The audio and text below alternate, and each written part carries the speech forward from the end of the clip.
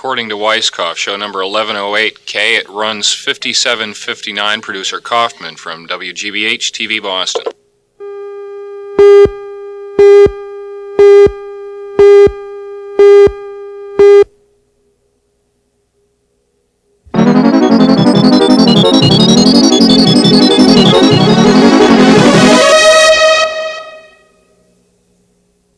Major funding for NOVA was provided by this station and other public television stations. Additional funding was provided by the Johnson & Johnson family of companies.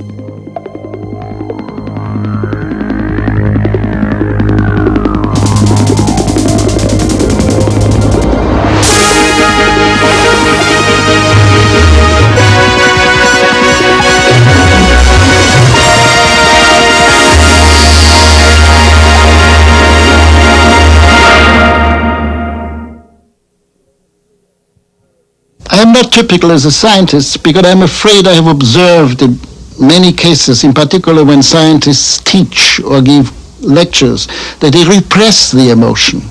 They want to be factual, cool, all this that one usually associates with a scientist, but that is wrong. Science is a human activity, and human activities are never cool. Human activities are full of spur of emotions, of fulfillment, and of tragedy.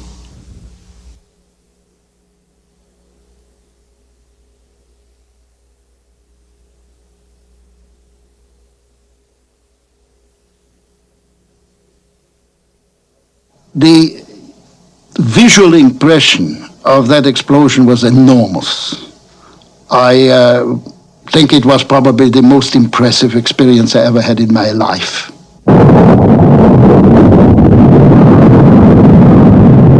How this hemisphere increased and increased, and then as the whole sphere detached itself from the earth, white and then yellow and then orange, and most impressively, this big sphere was surrounded by a halo of blue light caused by the radioactivity. And at that moment, I was reminded of a picture by Matthias Grunewald, the ascension of Christ to heaven.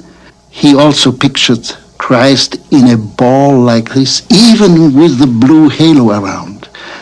And I was almost scared by this contrast between this instrument of death and the symbol of faith in Grunewald's picture.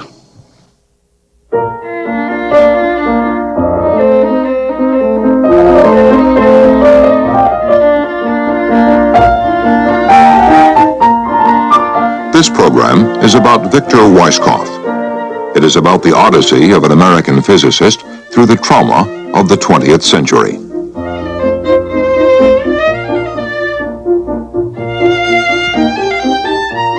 It is about his progress from the ivory towers of research to confronting both the good and bad consequences of his work.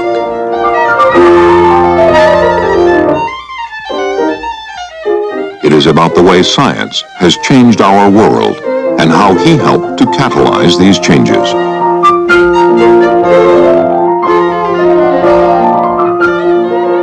It is about his apprenticeship at the birth of modern physics in the 1920s, his work building the atomic bomb in the 40s, his international leadership in physics in the 60s, and his diplomatic efforts with the Pope and the President of the United States in the 80s. In 1908, Victor Weisskopf was born in Vienna, Austria. He was from a well-off bourgeois family, Viennese Jews deeply aware of Germanic culture, music, literature, philosophy. But this was also an era of change and revolution. Freud was probing the hidden depths of the mind. Einstein was creating a revolutionary new concept of the universe. Lenin was cultivating an organism for social change. Then, as Weisskopf turned 6, the First World War erupted.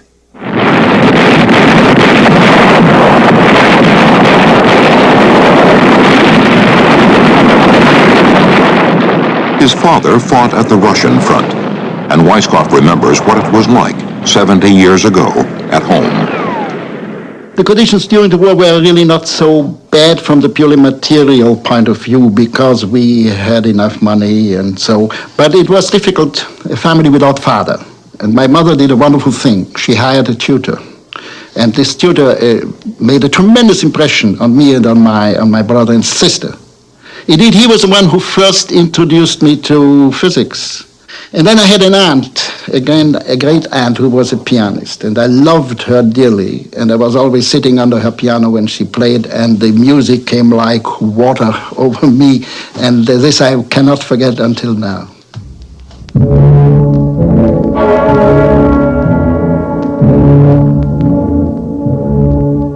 In the middle of the war, he remembers an event which was to signal the doom of the Austrian Empire and foretell the turmoil which would rack Europe and Weisskopf himself for 3 decades. It was 1916 when the famous Emperor Francis Joseph died, and that was, of course, a tremendous event in Austria. My mother took us out to the Ringstrasse where the big funeral was held, and we saw this, and I have still the picture in my mind of this great event. With the end of the war, Weisskopf's interest in science blossomed. I got from my parents a little telescope to watch the stars. And one night, a friend of mine and I went up a mountain and observed the Perseids, the falling stars, the shooting stars in August, and determined the different colors, red, green, blue. And then we sent this through an amateur organization, and it was published in the astronomical journal, in a serious scientific journal. What an excitement for a 14-year-old boy to see his research published. At 18, Weisskopf went to Vienna University to study physics, but his professor there told him, "In Vienna you won't learn much physics, and the great modern physics now is going on in Göttingen, in Munich, or in Copenhagen. Why don't you go to one of those places?" Indeed, in those places, a revolution was taking place in physics. Newton, 300 years earlier, had discovered the laws of gravity and motion. These laws of mechanics explained all observable motions in the heavens and on Earth. And so it was until the 20th century, when for the first time, experiments were able to reveal indirectly the submicroscopic world of atoms. The atom, it seemed, had a positively charged nucleus 1/1,000,000,000 of a centimeter across, orbited by negative electrons. According to Newton's laws, such an atom, with its positive and negative charges, must be pulled together and collapse. But it didn't. After 300 years of success, Newtonian mechanics was stumped. Niels Bohr in Copenhagen decided that a totally new mechanics was needed to explain why the atom didn't collapse. There must be new forces and laws of motion which operated at atomic dimensions. Bohr took the first mathematical steps to construct a new theoretical model of the atom based on a new mechanics. This was the start of the great new physics, of the Herculean task of actually discovering and connecting all these forces and laws which might in fact govern the new cosmos of atoms, the laws and forces of quantum mechanics, which would revolutionize science in the 20th century. This was the world Victor Weisskopf was entering. So I went to Göttingen. I came there in 1928 when quantum mechanics was already there, but still I got it quite new, not in form of lectures, but by conversation, by talking to the professors. Not so much to the professors, because in Germany was sort of a big difference between the great professor and the little student, but to the young assistants. And those young assistants at that time in Göttingen became later the great physicists of the time. In these conversations with the assistants, they debated the new mathematical concepts and equations of quantum mechanics, the laws of atomic behavior. It was really a tremendously exciting time. We had to learn all these new developments, the Schrödinger equation, the new quantum mechanics, and at the same time, when we are barely able to understand this, came already the new developments, Dirac's relativistic wave equation, and a field theory. And every PhD thesis that a student was writing was opening up a field, which now then later on developed in a whole branch of physics. I like always to quote Churchill's famous statement with a little variation. Never before have so few people done so much in such a short time. They indeed, I think they touched the nerve of the universe. Our understanding went really deeply into everything that's around us. At 21, Weisskopf, immersed in these new complexities, was advised by his supervisor, you shouldn't be too much impressed by all that mathematics that you are learning in Göttingen. It's a simple thing, the idea that counts. Physics is simple but subtle, he used to say. And from him I learned a lot to go to the essence of it and be somewhat wary of the mathematics that surrounds it all. This advice was to guide Weisskopf for the rest of his life. While his mathematical work was indeed exceptional, his real genius lay on the intuitive side, as a catalyst who connects key concepts and explains these connections to the mathematicians. Leipzig University in 1930 was Weisskopf's next stop. He went to work with Werner Heisenberg, who would later head the German atomic bomb project for Hitler. Heisenberg was very agreeable to work with, because first of all, he was very young. He was only a few years older, may actually be exact, he was 8 years older than I. And so he was one of us. He was a very youthful character. He was he played with us, not only physics, but also other things. He was, by the way, very musical. He played a lot of piano. And so he was one of us, and this was a very agreeable situation. In 1930, parallel with the revolution in science, the Nazis were on the rise in Germany. There were riots at the university. Jewish students were beaten up and the police didn't come in to prevent it. Indeed, I saw it from the window of my office, and sometimes I had to call in a poor fellow, bloody in his face, to save him. It was a difficult time. In 1933, the government of Germany was offered to Adolf Hitler. Providentially, at this time, Weisskopf was awarded a Rockefeller stipend to spend a year wherever he wished. He decided to go to Russia to see if the social experiment there was any better than the calamity which had overtaken Germany. My impressions were, for me, very healthy. I saw that Russia is not the solution, and that socialism was perverted there.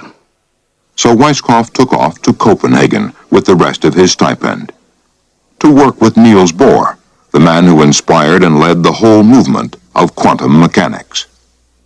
It was fantastic, to see Niels Bohr in the midst of these young, enthusiastic people who are really attacking the most fundamental problems of nature with a spirit with an enthusiasm and with a freedom of conventional bonds. There was one thing I was sort of a little taken aback, because they made jokes all the time, and practical jokes and other jokes. And I thought, boy, these are so wonderful things. Why do these fellows joke so much about it? And then he made this wonderful statement. There are things that are so serious that you can only joke about them. I don't think I knew any other physicist who was so human, who had so many personal relations with his co-workers. Indeed, that was his way of working. When you actually look at his publications, you don't really see what he did for physics, because his most important influence was to have this group of co-workers around him with whom he discussed, in whom he planted those ideas. A typical example is Heisenberg's uncertainty relation, which was really Bohr's fundamental idea, but it was worked out by Heisenberg in this interesting collaboration spirit. I don't know of any other physicist who worked that way. I was lucky in Copenhagen in two respects. First, I met the great Niels Bohr, who had a tremendous influence on everybody who ever got in touch with him. And then I also met my wife. I was warned before that the Copenhagen girls are very attractive. There is a rule, we call it a law of nature, that every physicist who went to Niels Bohr unmarried gets away with a Danish wife. And this rule had no exceptions. Weisskopf was then invited to Zurich. His work had impressed Wolfgang Pauli, a fellow Austrian. You cannot imagine what that means for a young physicist who just starts his career to be asked to be the assistant of Pauli. Pauli was the great man, apart from Niels Bohr and Heisenberg, the man who was considered to be the critic, the sharp critic, the conscience of physics, as he was called, and he would ask me to work with him. So I was overwhelmed. Pauli's reputation proved to be all too real. The drama started when I arrived there. I opened the door and then he said, wait. I have to finish a calculation. So he was sitting on his desk, on the other end of the room, finishing the calculation. Then he said, who are you? So I said, I am Weisskopf. He said, oh, yes, I wrote you a letter to become my assistant. You know, actually, I wanted to get Hans Bethe. But Hans Bethe works on the physics of the solid state. And the physics of the solid state I don't like, although I started it. He gave me then something to calculate, and after a week or 10 days, he came to me and asked me, well, what did you do? And I showed him what I did. He said, well, I should have taken Bethe after all. His colleague, Scherer, whom I liked very much, it's another physicist there, who was well known to explain things in a very simple way. And I have always interest in that. And once he came to Pauli, and I was present, and said, Pauli, look, I have a wonderful, simple way to explain this phenomenon. You know, the spin goes up and the other goes down, and then they interact, and isn't that simple? And Pauli said, yes, it is simple, but it is also wrong. You know, with all these sharp and nasty remarks and episodes I told you, I think one may get the wrong impression of Pauli. Pauli was a very warm, and I would almost say childish person in his relation to people. Indeed, all these stories show only that he always says what he thinks. And if you get accustomed to this, it's a wonderful thing to be together with a person who tells you exactly how he thinks. The new thinking of quantum mechanics, which mathematically explained how the atom held together, introduced concepts which had no direct analogy in our normal world. In this representation of the extraordinary world of the atom, an electron, for example, can mathematically behave both like this particle and like this amorphous cloud or wave field. The wave picture and the particle picture are both mathematical representations of the same phenomenon. They are complementary impressions or pictures of the atomic essence of matter.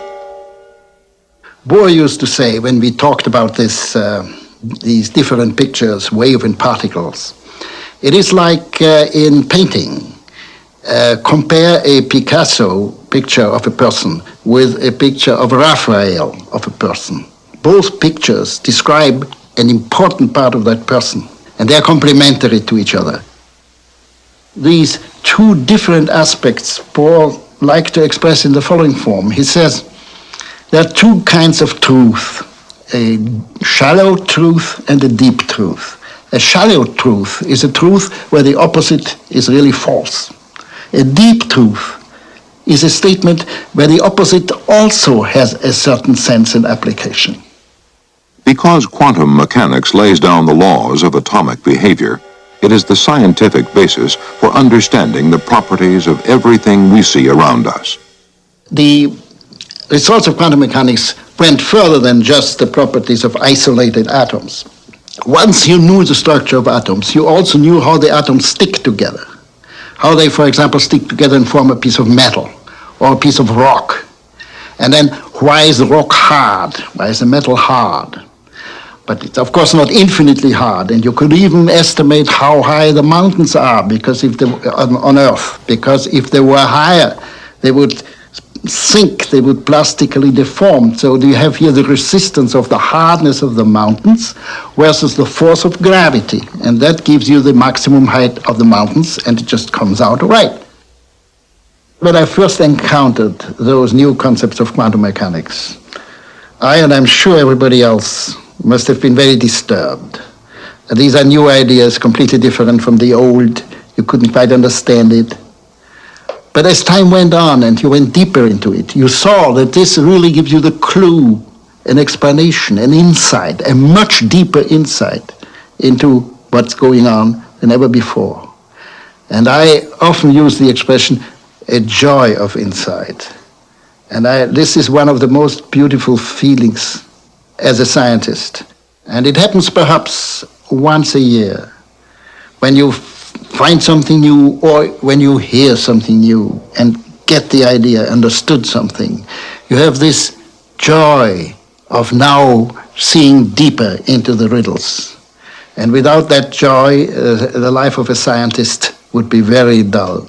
Now, these ideas of quantum mechanics were so inspiring, so deep, and so, I would say, wonderful, that I believe it helped me a great deal, and must have helped others too, of my colleagues, to survive, to be mentally sane during this terrible time of Nazism and persecution in the 30s.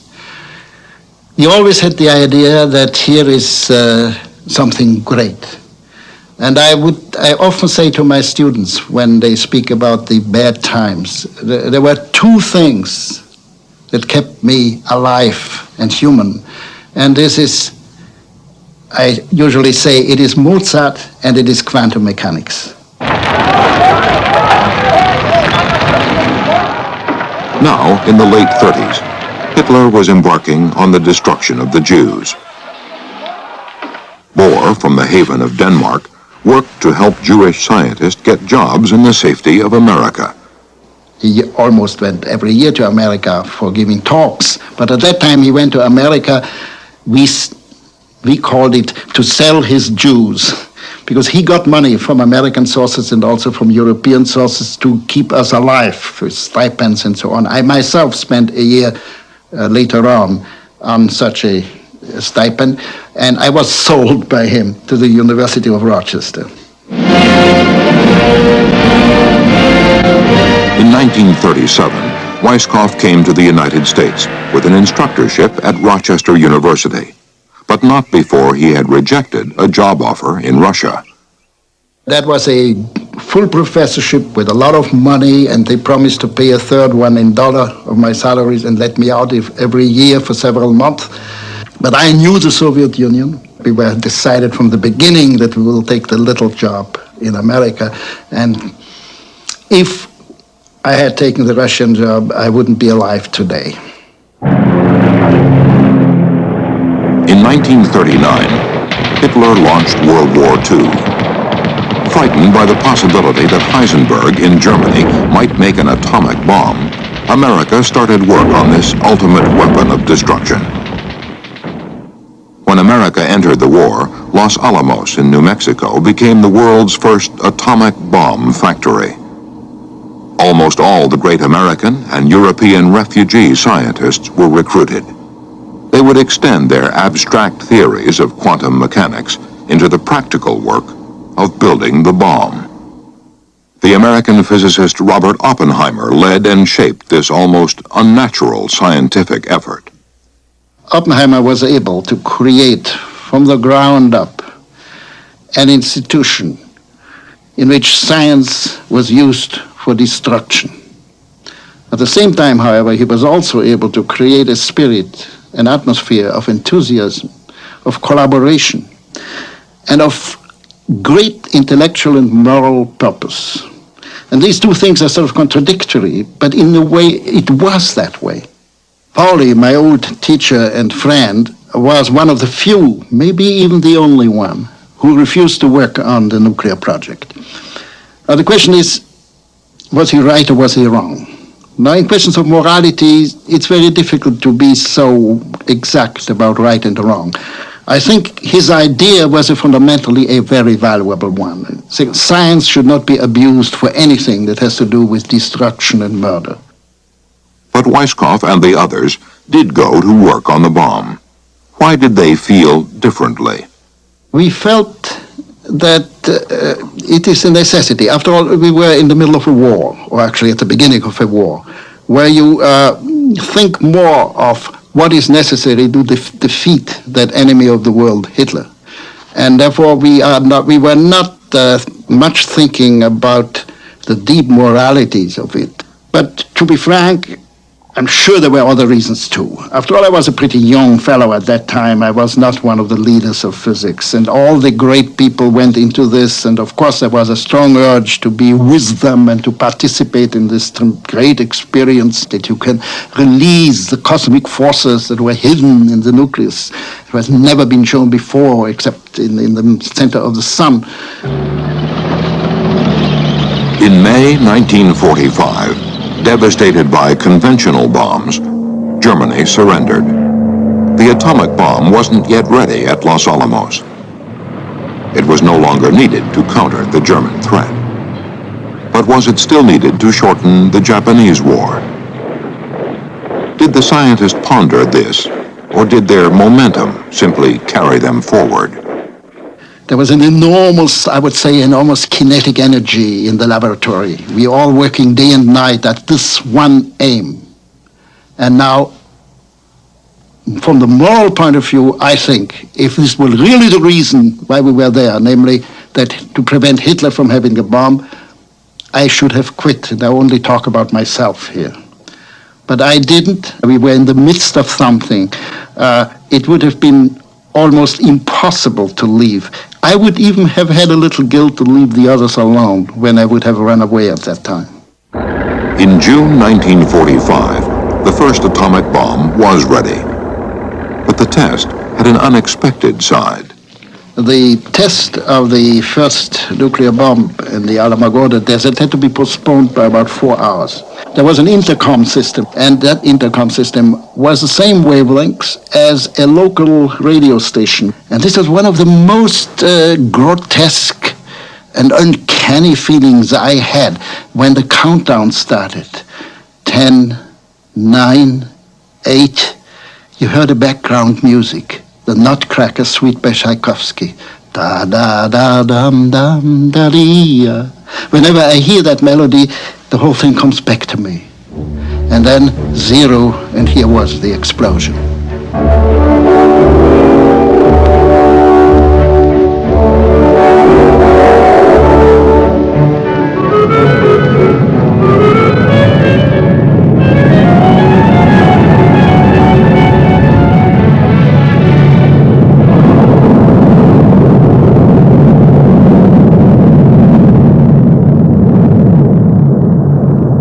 I was overawed by this terrible sight, by the whole complex of problems that will come with all this.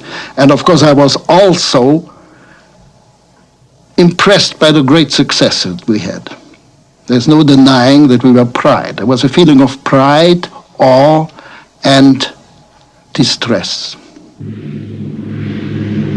In August 1945, the atomic bomb was dropped on Hiroshima.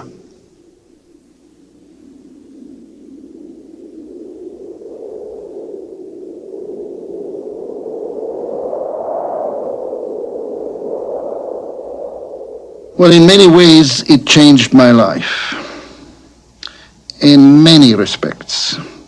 First of all, as a scientist. Before this, science was sort of an esoteric activity, I would say ivory tower-like, independent of the rest. And this put us right squarely into the life of the nation, of the world. Secondly, of course, it raised the reputation of science. It was then very easy to get good jobs and support for research, which are all things that are perhaps not of primary importance, but they are of importance. And third, it showed to all of us that the problems of life are not simple. Oppenheimer expressed it in this characteristic way. we scientists have learned sin. I think that's a somewhat problematic way of expressing it, but it gives the ambiance. It says what I meant to say, that we saw that all things are connected, the good and the bad. That science is not only for the good, it can also be for the bad. Victor Weisskopf had started to have second thoughts about the role of science in society. He began to feel that scientists had a responsibility to communicate with the public, to warn when science might be harmful, and to work for solutions to such problems.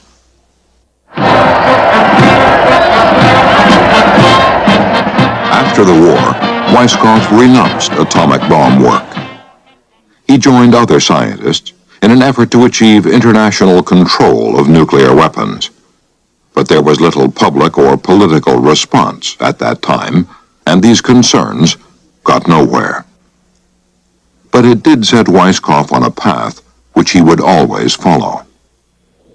Meanwhile, the Cold War was developing, and the government and military had now learned the value of science applied to war. They poured money into research.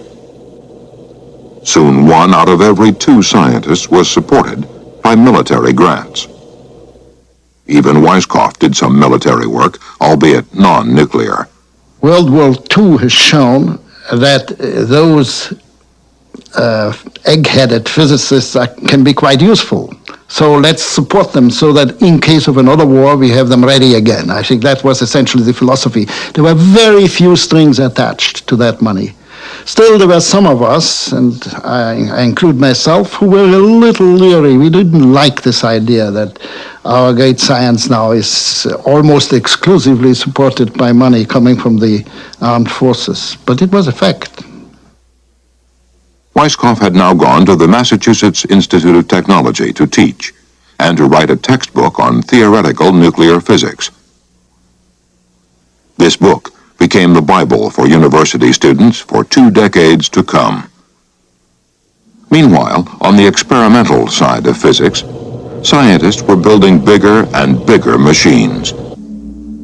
Machines for particle research, to probe into the nucleus, the very center of the atom. These cyclotrons, or accelerators, shoot beams of electrons and nuclear particles at great speed or energy to collide with other minute particles. It is one of the paradoxes of quantum mechanics that the smaller the object is, the higher energy do you need to get into it. That means also the larger instruments you need. And so the cyclotrons began to grow. Before the war, every university could have a cyclotron. After the war, the new instruments, synchrotrons, accelerators became so big that the university can no longer afford it, and it must be on a national scale. And then something came about which is called big physics. That means it is no longer the one man with a few assistants who does the experiment, but a whole team of 10 or 12 people supported by another 20 or 50 mechanics and engineers. One big physics institution was the European International Accelerator, CERN, in Geneva, Switzerland. Eventually, CERN's accelerator would circle for almost 20 miles in underground tunnels across the nearby frontier into France and back again. Weisskopf, with his strong international concerns, was a frequent visitor here. And just as the machine was coming up to full power in 1960, Weisskopf, though American, was now prestigious enough to be offered the directorship. He saw CERN as a means to extend international understanding and cooperation, at least in science. While at CERN, with the biggest research machine in the world, they needed a Weisskopf to inspire and lead their efforts. In the same way as Niels Bohr, Weisskopf's old mentor had inspired and led the work on quantum mechanics 40 years earlier. So I said I'm interested in the job. Well, then I went to Paris, where there was a session of the council, of the International Council, and they're looking me over. And one fellow asked me, "Do you have any administrative experience?" And I said pretty honestly, none whatsoever. But then I added, but I think that's my strength. But as director, he was the chief administrator. And he found that his wartime experience at Los Alamos under Oppenheimer paid off. I think Oppenheimer helped me quite a lot. I mean, the way he was at Los Alamos. I sometimes imitated him quite consciously. For example, his being present at an important experiment at 3 o'clock in the morning. I did this literally at 3 o'clock in the morning. And other things like being there when important discussions are taking place. These discussions and experiments related to shooting beams of subatomic particles through miles of accelerators, almost to the speed of light.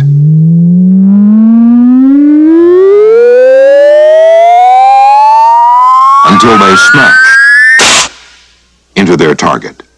The results? Frozen and vastly magnified in photographic tracks, reveal the strange fundamental building blocks of the universe. Particles which often measure but a trillionth of a centimeter across, and sometimes exist for less than a billionth of a second. Translated into 3 dimensions by a computer, these are the particles created in the inferno of a 500 billion volt collision. An inferno, similar perhaps, only to that which occurred 20 billion years ago when our very universe exploded in the primal Big Bang of creation.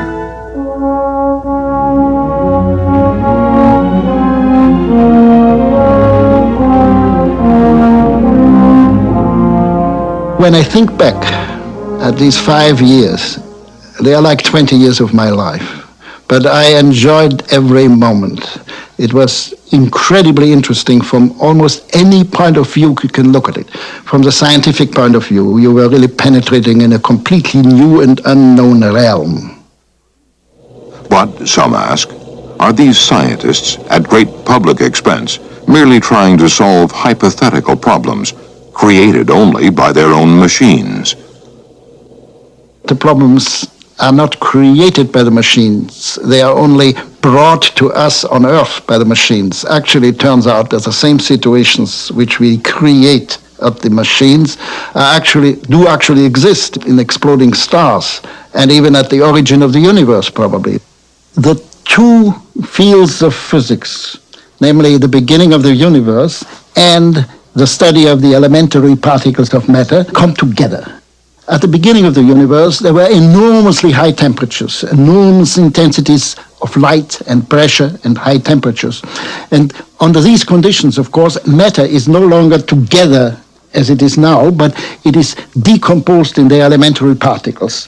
What this means is that at the target of our accelerators, where the particles hit matter, we create more or less the same situation as was in the first millions or even billions of a second in the universe.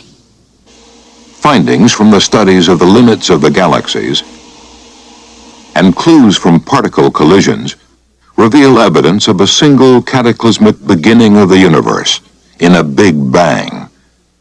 When I first heard and read about all this evidence, I was sort of really impressed by it. It made me shudder, a kind of uncanny feeling that there should be a beginning, that things started out with a big explosion of light.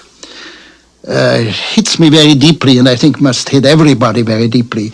But it hits me especially because I always remember Haydn's oratorio, The Creation, where he describes this beginning in so wonderful music with a big, strong C major chord, which describes this first creation of light by God.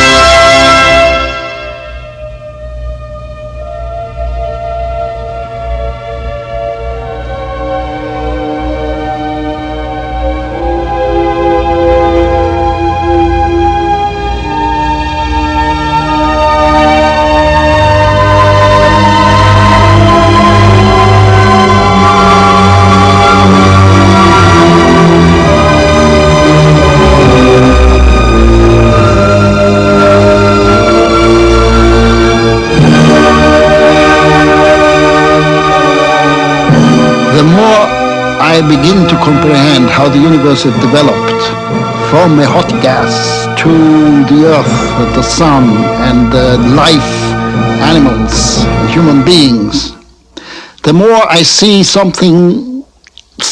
see some sense in it, a development from the primitive to the complicated.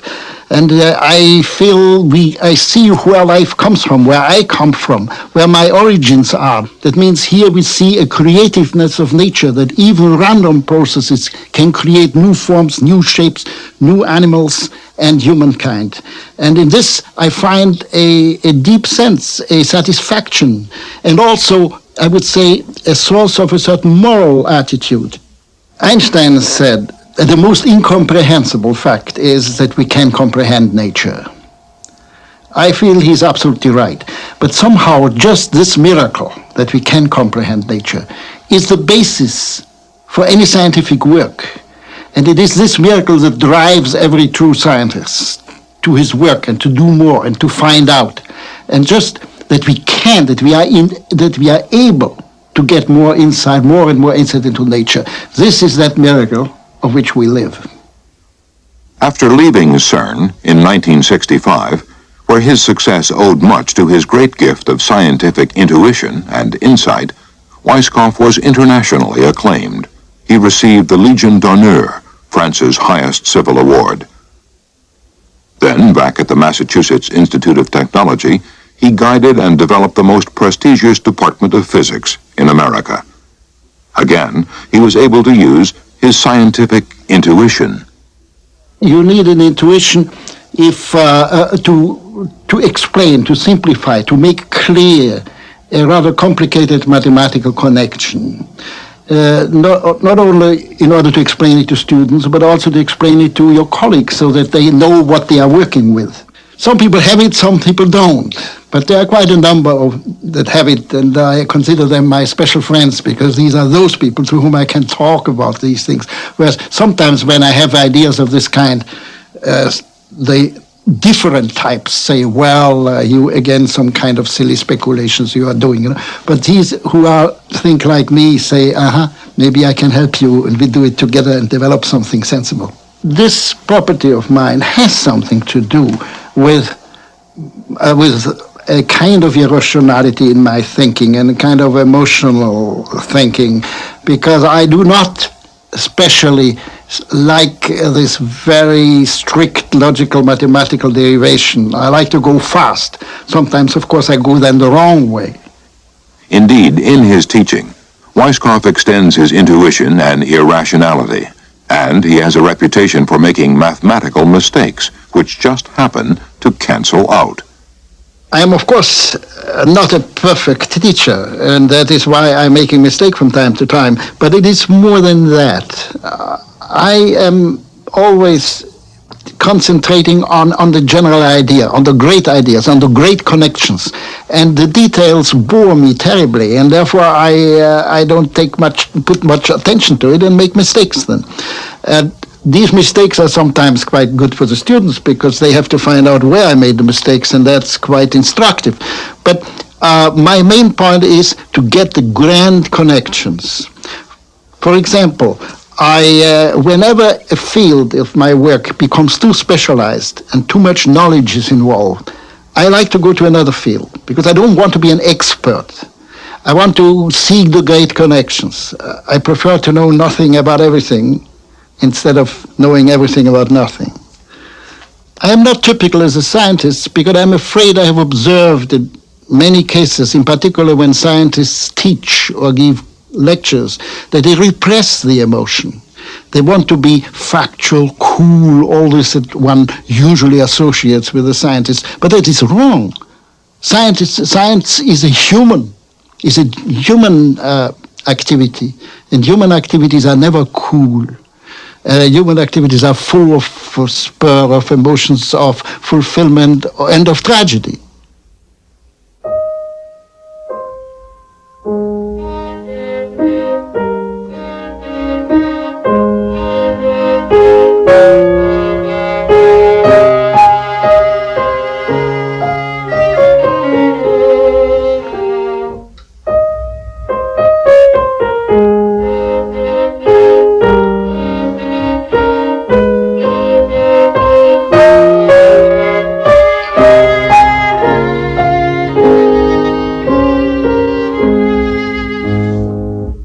1974, Weisskopf, at age 65, became Professor Emeritus at the Massachusetts Institute of Technology, and he became an international diplomat, an elder statesman of science.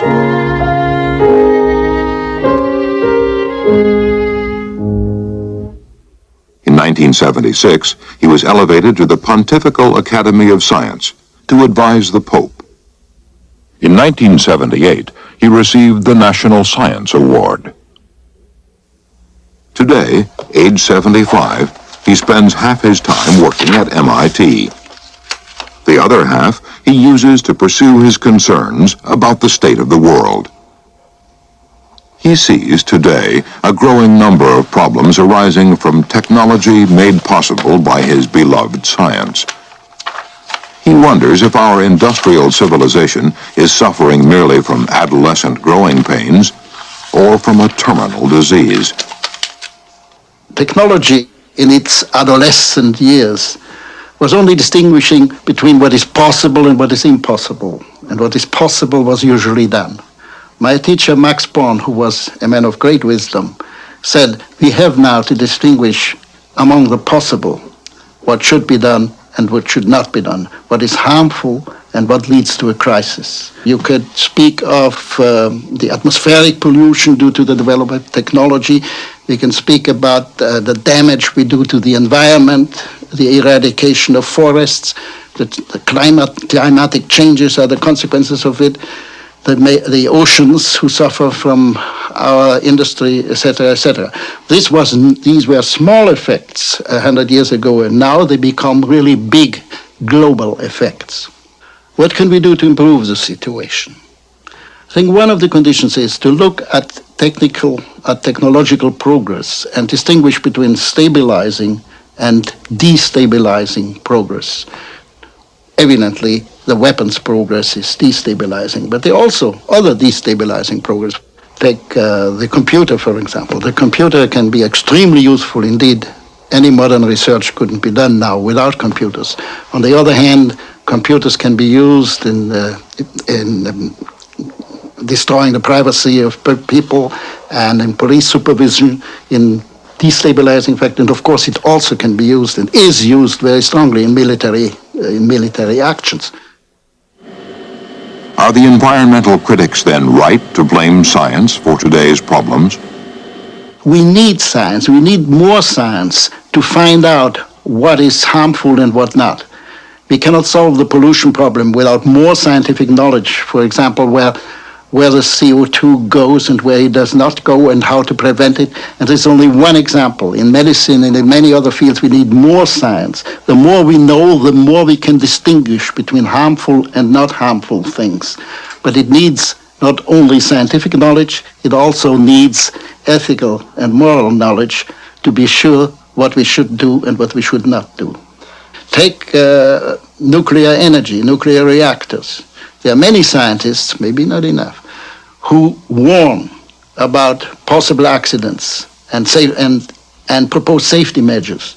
But it is not he alone who can decide whether they are introduced or not. It's usually the industry that wants to cut corners and save money, and there's not enough regulation from the government to prevent this. So the scientists must work together with the public. And I think it begins now. It took a long time before the public understood these problems, and now they begin to understand it. So that's why I have some hope that things may become better. Today, Weisskopf works to influence the public through the Pontifical Academy of Science.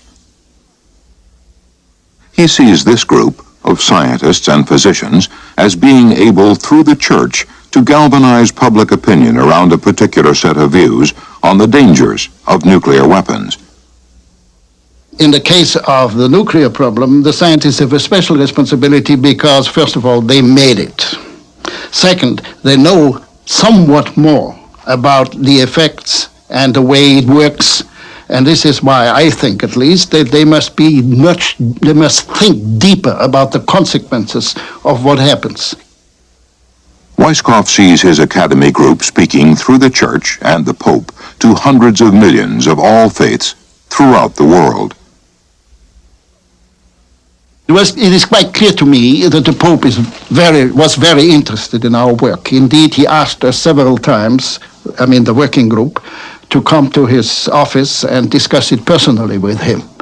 And also the fact that he used it all the time in his speeches shows that he is in great sympathy with our activities. One of the actions of the Pope was to send the delegations to the different heads of states. I happen to have been member of the delegation to President Reagan. And it was a very, I should say, curious experience. There were 4 members there, together with the nuntius, which is essentially the ambassador of the Vatican at Washington. We came to the White House, and we had to wait a little, and then we were ushered in, and we weren't even asked to sit down. And we had only very little time to present our ideas. And when I, who was a spokesman of it, when I said that, Mr. President, you have received a letter from the Pope, the President couldn't even remember that he did. And after 10 minutes, we were again shoved out of the room. But Weisskopf feels the American Catholic bishops have spoken out on this issue. Their moral imperative, he claims, has been heard. The declaration of the American bishops about nuclear war, about deterrence, and about the importance of the moral and ethical points of view was not a great surprise to me, because it was obviously influenced, or at least parallel, to the kind of efforts and discussions which we had at Rome. And I personally believe this is a great document and has probably contributed more than any other to a certain change in the public attitude and to the awareness. And if there is any ethical and moral problem of any importance, it is the nuclear war. So I believe the Church would actually be deficient in their duty if they did not take up that problem. In his odyssey through life in 20th century science, Victor Weisskopf has seen the world transformed. He himself has passed from abstract research to concern about the nuclear weapons which he helped create. Today, he looks to the methods of his beloved science in seeking his solution to this problem. In my relatively long life, I had, unfortunately, the experience of having seen directly, having witnessed 2 oppressive regimes, the Nazi regime and the Soviet regime. They were both terrible. But the Second World War was an opportunity to end the Nazi regime, and indeed we were successful. I believe, however, that the invention of the nuclear weapon has changed the situation. No longer is it possible now to get rid of an objectionable, of a hateful regime by military means. This is just over. We can't do it anymore because it is the same, it is equivalent to suicide if that other regime also has nuclear weapons, as it is the case here. There is a monument in Vienna where there is an inscription in Latin, Si vis pacem para bellum, which means if you want peace, you must prepare for war. If you look at this statement in the present state of affairs, it just reminds me of the fact that you have to change your ideas as you do in science when a new problem arises. This principle was all right in the old days with the old kind of war. If you apply it to the nuclear war, it is suicide. Einstein says that the unleashing of atomic power has changed our whole world, but has not changed our thinking. And this is a statement which is a very important one. Indeed, due to the fact that nuclear bombs exist, we ought to change completely our attitude towards war and aggression and opponents and political problems. This change of attitude has not taken place. I believe, as a scientist, to be able to say something about this, because of the following reasons. In science, very often we stand before such a complete change of a situation. For example, at the beginning of quantum mechanics, when it was absolutely impossible to explain and to understand what happens within an atom. And then a new way of thinking, a completely new way of thinking, which was almost contradictory to the old way of thinking, certainly not compatible with the old way of thinking, had to be introduced. And I believe in politics and in world affairs, we are now exactly at this point where we have stopped to think the way we did before nuclear bombs were invented. If we don't succeed in preventing the nuclear war, this century will be remembered as a time of the great catastrophe, and science will be regarded as the main culprit. This century should be remembered as a time where humanity got its deepest insights in the nature of the universe and was able to control its martial impulses.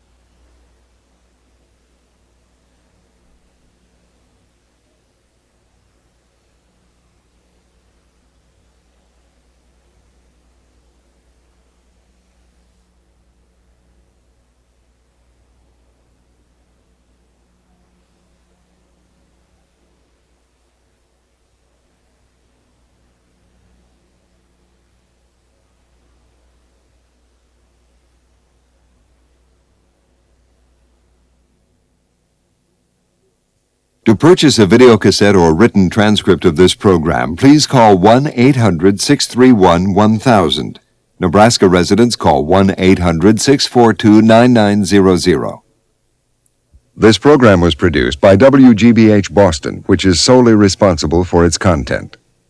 Major funding for NOVA was provided by this station and other public television stations. Additional funding was provided by the Johnson & Johnson family of companies.